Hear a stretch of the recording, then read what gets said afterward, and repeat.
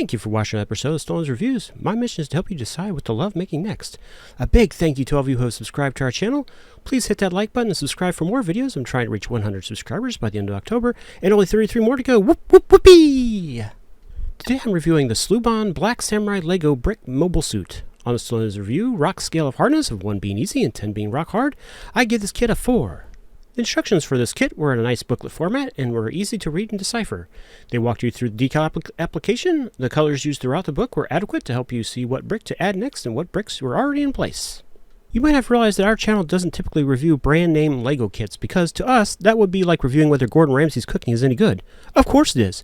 What you need to know and the question we want to answer for you is this kit a Lego quality on the cheap experience? The answer to this question for the Black Samurai is yeah. I think it was a really good build experience, very close to what you could expect from the Lego company. The Black Samurai was built from 534 Lego pieces that did include a few custom pieces that you would not find in any Lego kit. I had no missing pieces and I did have a few spares left over. The parts all actually went together pretty easily for this kit. What I liked about this build was it was very straightforward. It was a quick build and was completed without needing any glue. His two swords look very imposing, and he is able to hold them well in a number of poses.